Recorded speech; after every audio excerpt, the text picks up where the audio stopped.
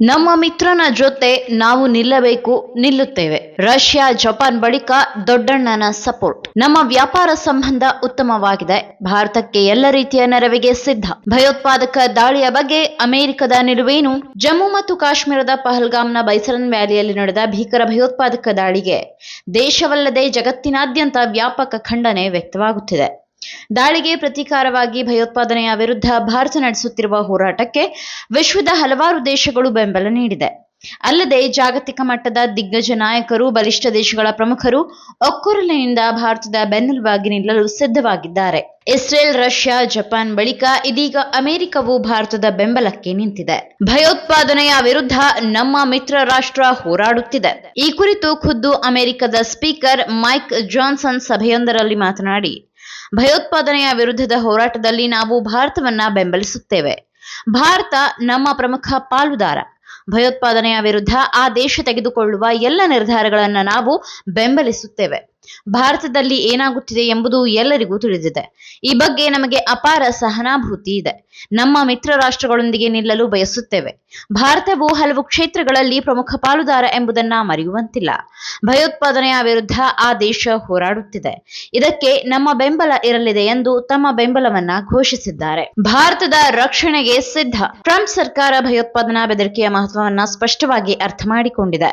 ಆದ್ದರಿಂದ ಭಾರತಕ್ಕೆ ಉಗ್ರರ ಬೆದರಿಕೆ ಹೆಚ್ಚಾದರೆ ನಮ್ಮ ಆಡಳಿತ ಹೆಚ್ಚಿನ ಶಕ್ತಿ ಮತ್ತು ಸಂಪನ್ಮೂಲ ಹಾಗೂ ಸಮಯವನ್ನ ಅದರ ಮೇಲೆ ಕೇಂದ್ರೀಕರಿಸುತ್ತದೆ ಎನ್ನುವ ಮೂಲಕ ಭಾರತಕ್ಕೆ ಅಮೆರಿಕದಿಂದ ಎಲ್ಲ ರೀತಿಯಲ್ಲೂ ನೆರವು ನೀಡುವುದಾಗಿ ತಿಳಿಸಿದ್ದಾರೆ.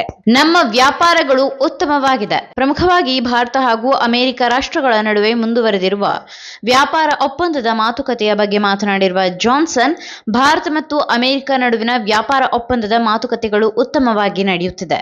ಸುಂಕಗಳ ಬಗ್ಗೆ ಚರ್ಚೆಗಳು ಮುಂದುವರೆದಿದ್ದು ಇದು ಸಂತಸದ ವಿಚಾರ. ಮುಖ್ಯವಾಗಿ ಈ ಎಲ್ಲದಕ್ಕೂ ಮಿಗಿಲಾಗಿ ದೇಶದ ಸಂಬಂಧಗಳು ಮಹತ್ವದ್ದಾಗಿದೆ ಎಂದು ಅವರು ಹೇಳಿದ್ದಾರೆ. ಜಗತ್ತಿಗೆ ತಮ್ಮ ಗಟ್ಟಿ ನಿಲುವು ತಿಳಿಸಿದ್ದ ಭಾರತ. ಇನ್ನು ಇದಕ್ಕೂ ಮುನ್ನ ಕಳೆದ ಏಪ್ರಿಲ್ 30ರಂದು ಅಮೆರಿಕದ ವಿದೇಶಾಂಗ ಕಾರ್ಯದರ್ಶಿ ಮಾರ್ಕೊ ರೂಬಿಯೋ ಮತ್ತು ಭಾರತದ ವಿದೇಶಾಂಗ ಸಚಿವ ಎಸ್ ಜಯಶಂಕರ್ ನಡುವೆ ಮಾತುಕತೆ ನಡೆದಾಗಲೂ ಭಯೋತ್ಪಾದನೆಯ ವಿರುದ್ಧ ಭಾರತಕ್ಕೆ ಸಪೋರ್ಟ್ ಮಾಡುವುದಾಗಿ ತಿಳಿಸಿದರು.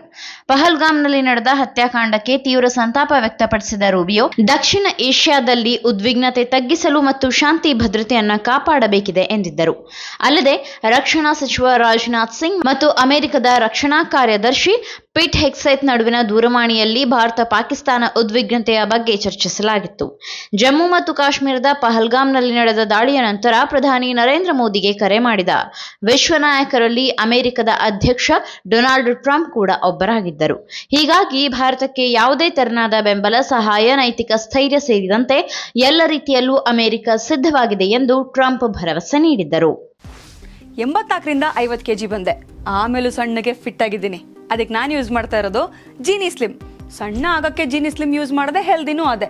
ನೀವು ಸಣ್ಣ ಆಗಬೇಕಾ, ಹೆಲ್ದಿ ಆಗಬೇಕಾ? ಹಾಗಿದ್ರೆ ಜೀನಿ ಸ್ಲಿಮ್ ಯೂಸ್ ಮಾಡಿ. ಸಣ್ಣ ಆಗೋದಕ್ಕೆ ಯಾವುದೋ ಪ್ರಾಡಕ್ಟ್ ಹೇಳ್ತಾ ಇದ್ದಾಳೆ, ಏನಾದರೂ ಸೈಡ್ ಎಫೆಕ್ಟ್ಸ್ ಇದೆ ಅಂತ ಯೋಚನೆ ಮಾಡ್ತಾ ಇದ್ದೀರಾ? ಖಂಡಿತ ಇಲ್ಲ. ಯಾಕಂದರೆ ಇದು ಕೆಮಿಕಲ್ ಫ್ರೀ. ಸಣ್ಣ ಆಗಬೇಕು ಅಂದರೆ ಜೀನಿ ಸ್ಲಿಮ್ ಯೂಸ್ ಮಾಡಿ. ಹೆಚ್ಚಿನ ಮಾಹಿತಿಗೆ ಕೆಳಗೆ ಡಿಸ್ಪ್ಲೇ ಆಗ್ತಿರೋ ನಂಬರ್ಗೆ ಕಾಲ್ ಮಾಡಿ.